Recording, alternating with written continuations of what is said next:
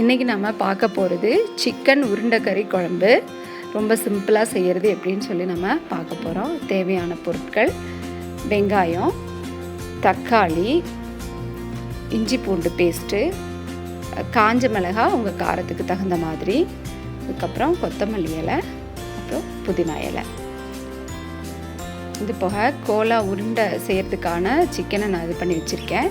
இதுக்கான வீடியோ வந்து ஃபஸ்ட்டே நான் போட்டிருக்கேன். அதனோட லிங்க்கை நான் டிஸ்கிரிப்ஷனில் போடுறேன், அதை பார்த்து அதை செஞ்சுக்கோங்க. அடுத்தது மல்லித்தூள், மஞ்சத்தூள், சீரகம், மிளகு, சோம்பு, கிராம்பு, பட்டை, கொஞ்சம் துருவின தேங்காய்.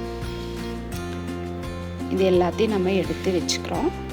அதுக்கப்புறம் வாணலியில் கொஞ்சம் ஒரு 2 டேபிள் ஸ்பூன் அளவுக்கு எண்ணெய் விட்டு ஃபஸ்ட்டு அந்த காஞ்ச மிளகாய், சீரகம் எல்லாம் எடுத்து வச்சுருக்கோங்களே, சோம்பு, பட்டை, அதை போட்டு நம்ம எண்ணெயில் நல்லா வறுத்துக்கிறோம். அது கொஞ்சம் பொரிஞ்ச பிறகு கொஞ்சம் நல்லா எண்ணெயில் பொரிச்சுக்கணும். அது நல்லா பொரிஞ்ச பிறகு நம்ம வெட்டி வச்சுருக்க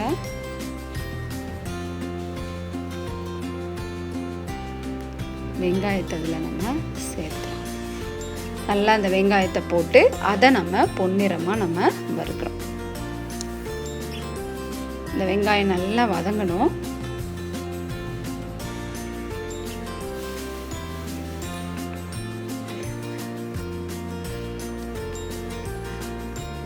அதுக்கப்புறம் இந்த வெங்காயம் வதங்கிறதுக்கு தேவையான உப்பு அதில் சேர்த்துக்கிட்டு அதையும் நல்லா வதக்கி விடுறோம்.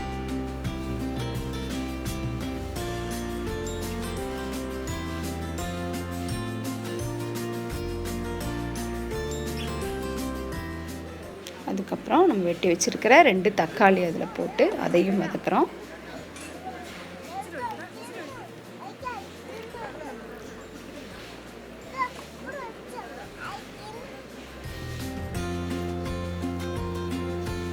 அதுக்கப்புறம் இஞ்சி பூண்டு பேஸ்ட்டு, இப்படி ஒன்று ஒன்றா நம்ம எடுத்து வச்ச பொருட்களை சேர்த்து எண்ணெயில் நல்லா நம்ம வதக்கிக்கிறோம்.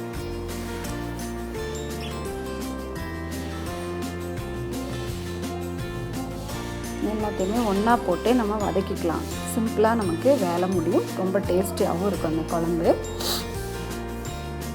அதுக்கப்புறம் மல்லித்தூள், மிளகாத்தூள், மஞ்சத்தூள் அதையும் சேர்த்து நம்ம ஒரு வதக்கிக்கிறோம்.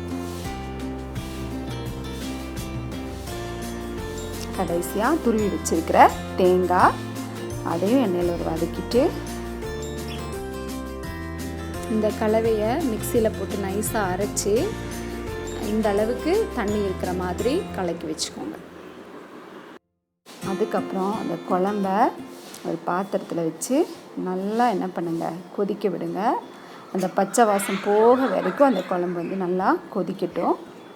நல்லா கொதித்து பச்சை வாசம் போய் டேஸ்ட் வந்த பிறகு இந்த கோலா உருண்டை நம்ம ஊற்றி வச்சுருக்கோம் இல்லைங்களா, அதை வந்து ஒன்று ஒன்றா அதுக்குள்ளார நம்ம சேர்த்தணும். பொறுமையாக சேர்த்தணும். அப்படி கொட்டிடக்கூடாது, அது கரைஞ்சி போயிடும். அதனால் அது ஒன்று ஒன்றா சேர்த்து பொறுமையாக நம்ம அதையே கொதிக்க விடலாம்.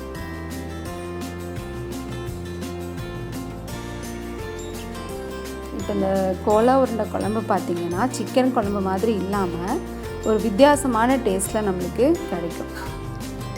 இது ஒரு மாதிரி டிஃப்ரெண்டான டேஸ்ட் இருக்கும். ஸோ அந்த கோலா வந்து சீக்கிரம் வெந்துடும். அது வெந்த பிறகு மேலே பெருசாக கொத்தமல்லி இலை தூவி விடுறோம். அதுக்கப்புறம் லாஸ்ட்டாக ஒரு அரை மூடி எலுமிச்சம்பழத்தை கட் பண்ணி வச்சுக்கோங்க. அதை இறக்கிறதுக்கு கொஞ்சம் முன்னாடி நம்ம அந்த குழம்புல பிழிஞ்சு விட்டுக்கலாம். அவ்வளோதான். இப்போ நமக்கு சுவையான குழம்பு நமக்கு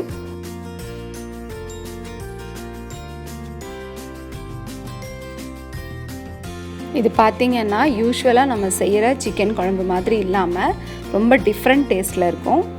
இந்த வீடியோ உங்களுக்கு பிடிச்சிருந்தா லைக் பண்ணுங்கள், ஷேர் பண்ணுங்கள், ஹாப்பி குக்கிங் சேனலுக்கு சப்ஸ்கிரைப் பண்ணுங்கள். தேங்க்யூ.